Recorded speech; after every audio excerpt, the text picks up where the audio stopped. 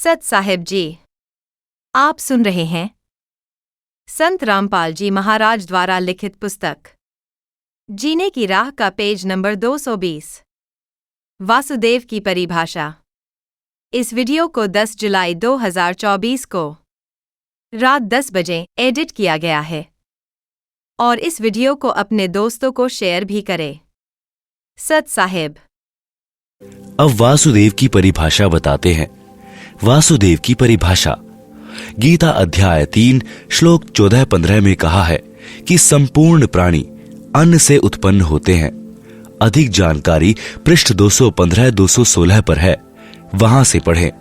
यहां पर केवल इस विषय को लेते हैं। फिर कहा है कि ब्रह्म अर्थात क्षर पुरुष की उत्पत्ति अविनाशी परमात्मा से हुई है, जिसके विषय में गीता अध्याय 15 श्लोक 17 में कहा है। इससे सिद्ध है कि सर्वगतम ब्रह्म यानी सर्वव्यापी परम अक्षर ब्रह्म अर्थात वासुदेव सदा ही यज्ञों में प्रतिष्ठित है। विचार करें, सर्वगतम ब्रह्म का अर्थ है सर्वव्यापी परम अक्षर परमात्मा। गीता अध्याय 3 श्लोक 15। पहला, श्री ब्रह्मा जी, श्री विष्णु जी तथा श्री शिव जी तीनों देवता एक ब्रह्मांड में बने। तीनों लोकों यानी स्वर्गलोक, पृथ्वीलोक, पाताल लोक में केवल एक एक विभाग अर्थात गुण के प्रधान हैं। ये सर्वगतम ब्रह्म अर्थात सर्वव्यापी परमात्मा यानी वासुदेव नहीं है। दूसरा, ब्रह्म अर्थात क्षर पुरुष, यह केवल 21 ब्रह्मांडों का प्रभु है। यह भी सर्वव्यापी अर्थात वासुदेव नहीं है। तीसरा, अक्षर पुरुष, यह केवल 7 शंख ब्रह्मांडों का प्रभु है। यह भी सर्वव्यापी अर्थात वासुदेव नहीं है। चौथा, परम अक्षर ब्रह्म, यह सर्व ब्रह्मांडों का स्वामी है, सर्व का धारण पोषण करने वाला है। यह वासुदेव है। विशेष अधिक जानकारी के लिए पढ़ें इसी पुस्तक के सृष्टि रचना अध्याय में। जैसा कि आप जी को पूर्व में बताया है कि परम अक्षर ब्रह्म स्वयं पृथ्वी पर प्रकट होकर अच्छी आत्माओं को मिलते हैं, उनको तत्व ज्ञान बताते हैं। इसी विधानानुसार वही परमात्मा संत गरीबदास जी को गांव छुड़ानी, जिला झज्जर, प्रांत हरियाणा सन 1727 में मिले थे। एक जिंदा महात्मा की वेशभूषा में थे। गरीबदास जी की आत्मा को उस सनातन परम धाम में ले गए थे। फिर ऊपर के सर्व ब्रह्मांडों तथा प्रभुओं की स्थिति बताकर तत्व ज्ञान से परिचित कराकर वापस शरीर में छोड़ा था। उस समय संत गरीबदास जी की आयु 10 वर्ष थी। उस दिन संत गरीबदास जी को मृत जानकर चिता पर रखकर अंतिम संस्कार की तैयारी कर रहे थे। उसी समय उनकी आत्मा को शरीर में प्रवेश करा दिया। जीवित होने पर सर्वकुल के लोगों की खुशी का ठिकाना नहीं रहा। उसके पश्चात संत गरीबदास जी ने एक अनमोल ग्रंथ की रचना की। उसमें आंखों देखा तथा स्वयं परमात्मा द्वारा बताए ज्ञान को बताया, जो एक गोपाल दास नामक दादूपंथी साधु ने लिखा था, जो वर्तमान में प्रिंट करा रखा है। पंजाब प्रांत में लुधियाना शहर के पास एक वासियर गांव है। उसमें एक प्रभु प्रेमी व्यक्ति राम राय उर्फ झूमकरा रहता था। उसने संत गरीबदास जी की महिमा सुनी तो दर्शनार्थ गांव छुड़ानी में चला आया। संत गरीबदास जी ने यह ज्ञान सुनाया, जो इस दास यानी संत रामपाल दास को संत गरीबदास से प्राप्त हुआ है, जो आप जी को इस पुस्तक तथा अन्य पुस्तकों के द्वारा सुनाया है। उस राम राय ने प्रश्न किया कि हे महात्मा जी, यह ज्ञान तो आज तक किसी ने नहीं बताया। संत गरीबदास जी ने वाणी के द्वारा बताया, कोटियों मध्य कोई नहीं, राई झूम करा, अरबों में कोई गरक सुनो, राई झूम करा। अनुवाद व भावार्थ। संत गरीबदास जी ने बताया कि यह ज्ञान करोड़ों में किसी के पास नहीं मिलेगा, अरबों में किसी एक के पास मिलेगा। वह संत सर्व ज्ञान संपन्न, संपूर्ण साधना के मंत्रों से गरक अर्थात परिपूर्ण होता है। प्रिय पाठकों, वह संत वर्तमान में बरवाला जिला हिसार वाला है। ज्ञान समझो और लाभ उठाओ। प्रश्न, प्राचीन काल से चली आ रही भक्ति की साधना को आप गलत कैसे कह सकते हो? जैसे तप सर्व ऋषि जन किया करते थे, हम सर्व हिंदू समाज में देख रहे हैं। सब हरे कृष्णा हरे राम, राधे राधे श्याम मिला दे, ओम नमः शिवाय, ओम नमो भगवते वासुदेवाय नमः, जय सिया राम, राधे श्याम, ओम तत्सत में से कोई एक मंत्र का जाप करते आ रहे हैं, वर्तमान में भी कर रहे हैं। श्री रामचंद्र जी, श्री कृष्ण जी को हम पूर्ण परमात्मा मानते हैं, इसलिए इनके नाम जपते हैं। आप इन नाम जाप मंत्रों को व्यर्थ जाप बताते हैं। स्पष्टीकरण दें। उत्तर: प्राचीन काल में यदि यह साधना होती और ये मंत्र होते तो श्रीमद् भगवद गीता अध्याय 4 श्लोक 1-2 में गीता ज्ञान दाता ये नहीं कहते कि यह योग अर्थात जो भक्ति विधि मैं गीता ज्ञान में बता रहा हूं, अब यह लुप्त प्राय हो गया है, नष्ट हो गया है। यह ज्ञान तथा भक्ति मैंने सूर्य देव से कही थी। फिर मनु को सूर्य ने, मनु ने अपने पुत्र इक्ष्वाकु को कहा। फिर कुछ राज ऋषियों ने जाना। अब बहुत समय से अर्थात द्वापर से बहुत समय पहले से ही लुप्त था तथा मनु, इक्ष्वाकु आदि सर्व सतयुग के प्रथम चरण में हुए थे। यदि आप श्री रामचंद्र जी पुत्र राजा दशरथ तथा श्री कृष्णचंद्र पुत्र श्री वासुदेव को पूर्ण परमात्मा मानते हैं, इसलिए इनके नाम हरे राम हरे कृष्ण आदि जाप करते हैं और इन्हीं से मोक्ष मानते हैं, तो श्रीमद् भगवद गीता में वर्णित यथार्थ प्राचीन योग अर्थात भक्ति की विधि के विपरीत होने से व्यर्थ है। शास्त्र विधि त्याग कर मनमाना आचरण हुआ, जिस कारण से उपरोक्त प्रश्न में लिखे अन्य मंत्र भी शास्त्र प्रमाणित नहीं है, इसलिए व्यर्थ है। गीता अध्याय 16 श्लोक 23-24 में कहा है कि जो पुरुष शास्त्र विधि को त्याग कर मनमाना आचरण करते हैं, उनको न तो सुख प्राप्त होता है, न सिद्धि प्राप्त होती है, न उनकी गति होती है, अर्थात व्यर्थ साधना है। गीता अध्याय 16 श्लोक 23। गीता अध्याय 16 श्लोक 24 में कहा है कि इससे तेरे लिए अर्जुन कर्तव्य और अकर्तव्य की व्यवस्था में शास्त्र ही प्रमाण है। भावार्थ है कि जो भक्ति की विधि प्रमाणित शास्त्रों में यानी चारों वेदों ऋग्वेद, यजुर्वेद, सामवेद तथा अथर्ववेद तथा इन्हीं चारों वेदों का सारांश श्रीमद् भगवद गीता तथा सूक्ष्म वेद जो परमात्मा स्वयं ने अपने मुख से बोला था, ये भक्ति के ज्ञान तथा समाधान के प्रमाणित शास्त्र हैं, वर्णित नहीं है। वह शास्त्र विरुद्ध साधना है। इसलिए भक्ति के कौन से कर्म करने चाहिए और कौन से नहीं करने चाहिए, उनके लिए शास्त्रों को ही आधार मानो। शास्त्रों में वर्णित भक्ति विधि को अपनाओ और सब त्याग दो। श्री राम जी का जन्म त्रेता युग के अंतिम चरण में हुआ था। श्री कृष्ण जी का जन्म द्वापर युग के अंतिम चरण में हुआ था। सतयुग से ही मानव भक्ति करता आ रहा है। उस समय कौन राम थे? आप कहोगे कि श्री विष्णु जी तो सतयुग से भी पहले के हैं और श्री राम, श्री कृष्ण भी स्वयं श्री विष्णु जी ही थे।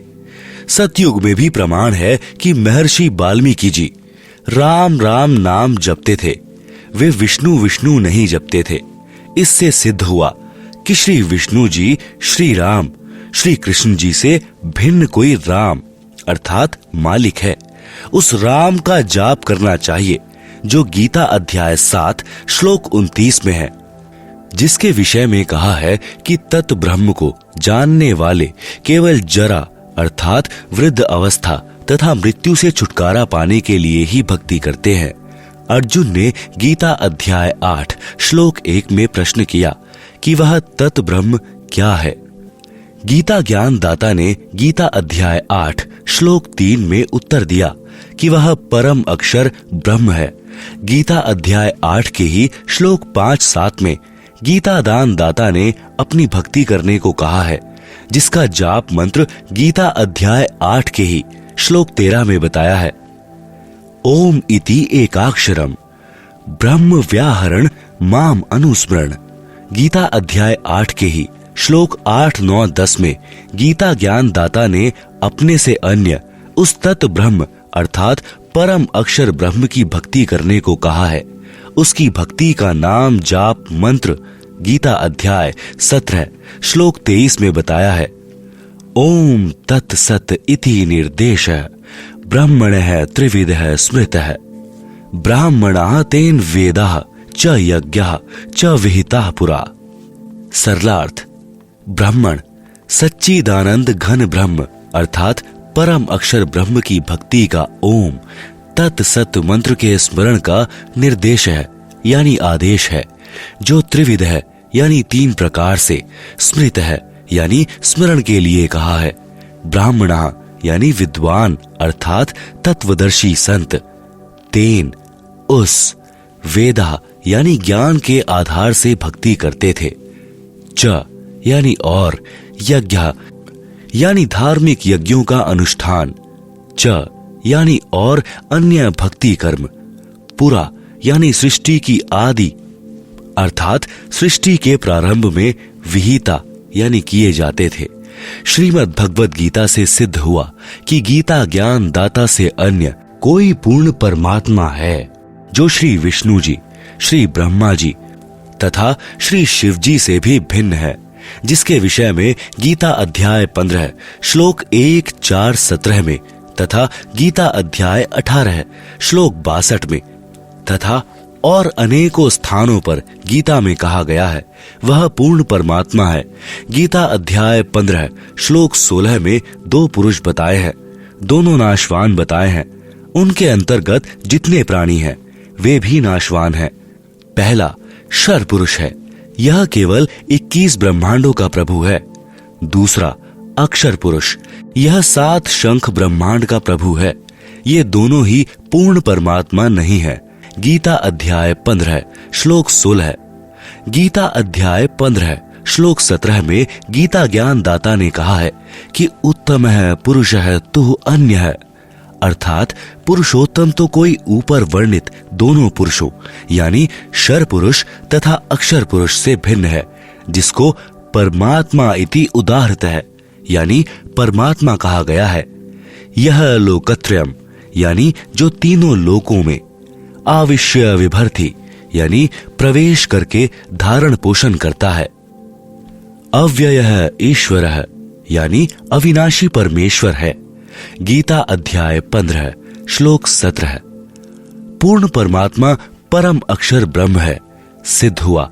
उसकी भक्ति का मंत्र ओम तत्सत है, यह भी सिद्ध हुआ। ओम तत्सत जो 3 मंत्र हैं, ये उपरोक्त तीनों प्रभुओं यानी ओम शर पुरुष अर्थात शर ब्रह्म गीता ज्ञान दाता का, तत् यह सांकेतिक है जो इसी पुस्तक में पूर्व में विवरण है, वहां पढ़ें। यह तत् नाम जाप अक्षर पुरुष का है। सत यह भी सांकेतिक है, अधिक विस्तार पूर्व में दिए प्रकरण में इसी पुस्तक में पढ़ें। यह सत मंत्र परम अक्षर ब्रह्म का है।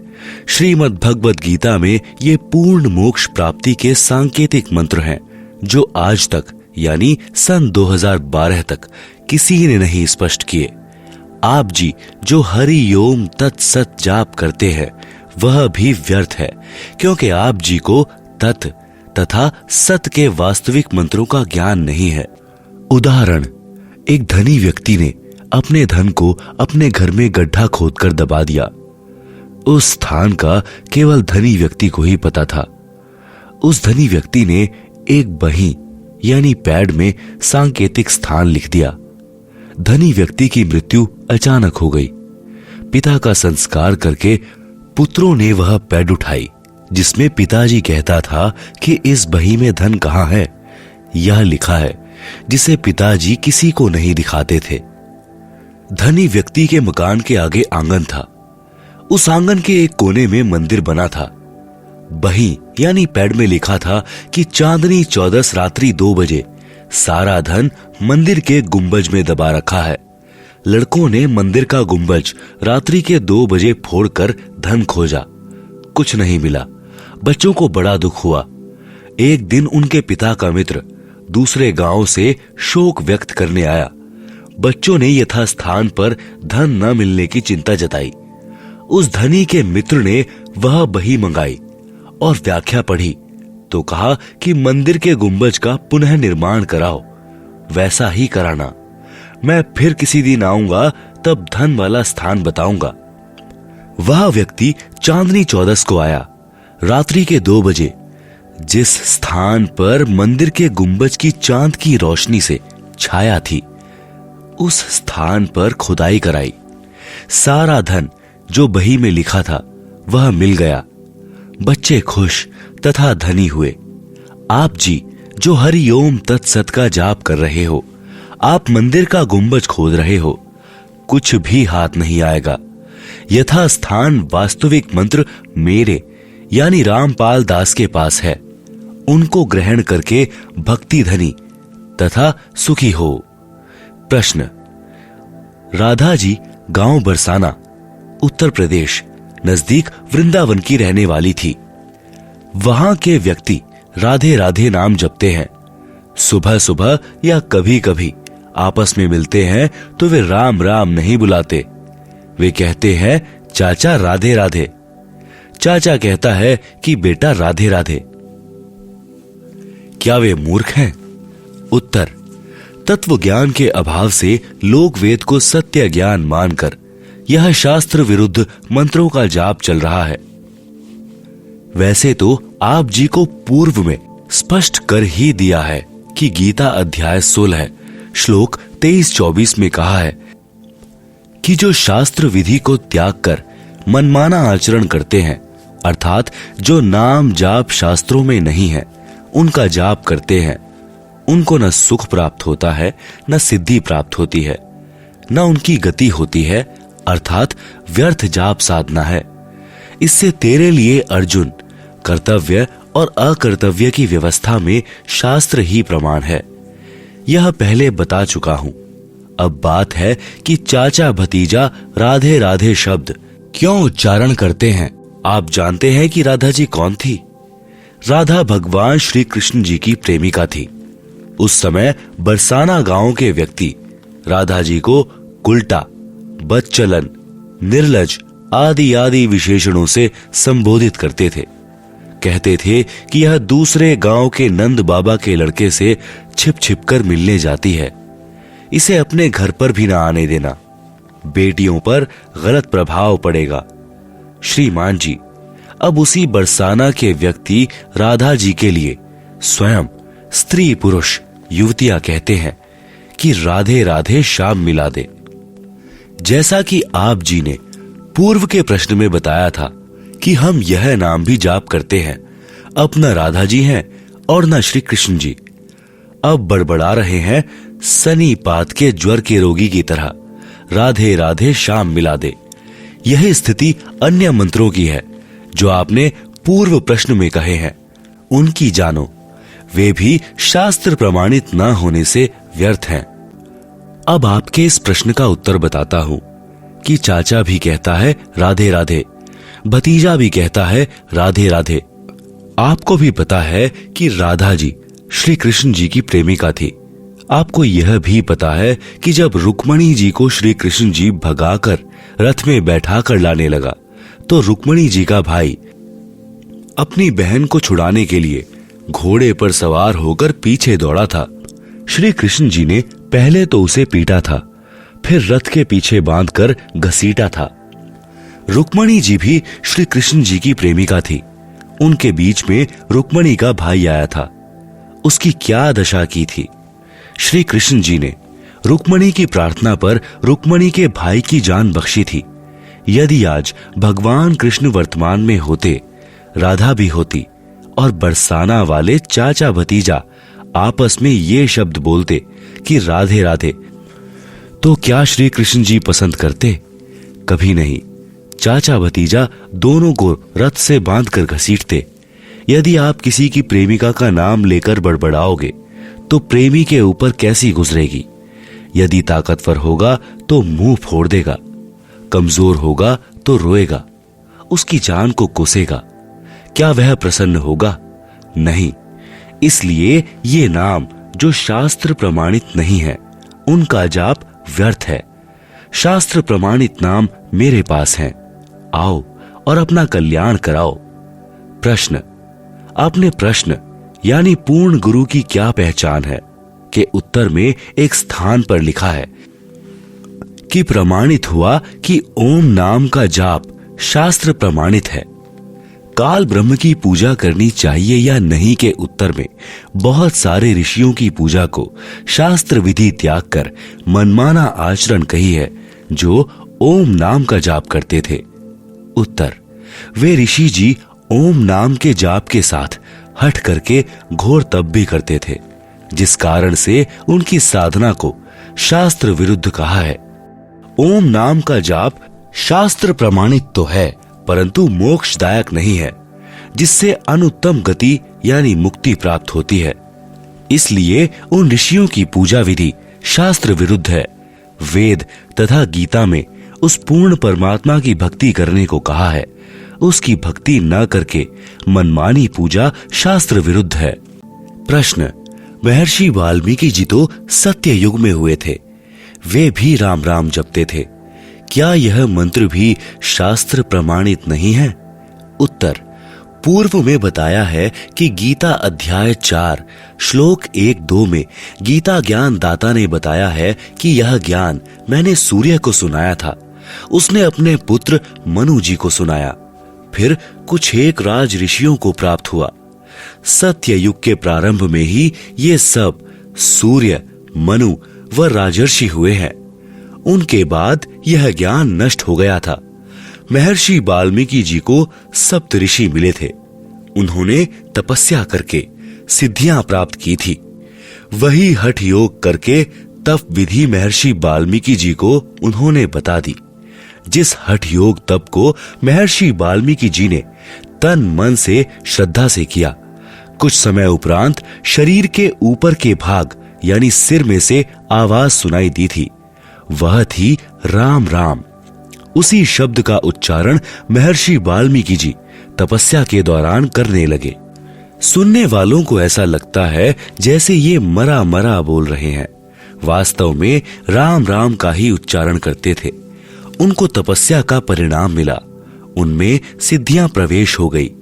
उनकी दिव्य दृष्टि खुल गई, जिस कारण से उन्होंने श्री रामचंद्र जी के जन्म से हजारों वर्ष पूर्व ही रामायण अर्थात श्री रामचंद्र जी के जन्म की जीवन की सर्व घटनाएं लिख दी थी। ग्रंथ का नाम है वाल्मीकि रामायण, जो संस्कृत भाषा में लिखी गई थी। राम राम के जाप से कोई आध्यात्मिक लाभ नहीं होता, परंतु परमात्मा का बोधक शब्द होने से, उच्चारण करने से परमात्मा की भूल नहीं पड़ती। इसलिए राम नाम के उच्चारण का प्रचलन हिंदू धर्म में प्राचीन समय से है। जैसे स्वामी रामानंद जी राम राम शब्द से संबोधित करते थे, उसके शिष्य भी एक दूसरे को राम राम से संबोधित करते थे, परंतु जाप मंत्र ओम था। इसी प्रकार हम कबीर पंथी सत साहेब बुलाते हैं। हमारा जाप मंत्र अन्य है। उसी भक्ति से भगवान तक जाया जाता है। सूक्ष्म वेद में कहा है, सतगुरु मिले तो इच्छा मेटे, पद मिल पदे समाना, चल हंसा उस लोक पठाऊं, जो अजर अमर अस्थाना। चार मुक्ति जहां चंपी करती, माया हो रही दासी, दास गरीब अभय पद पर से, मिले राम अविनाशी। सत साहेब जी, इस वीडियो को देखने के लिए धन्यवाद। आपको हमारी एक्सप्लेनेशन अच्छी लगती है तो आप इस वीडियो को लाइक करें और हमारे चैनल को सब्सक्राइब करें। सत साहेब।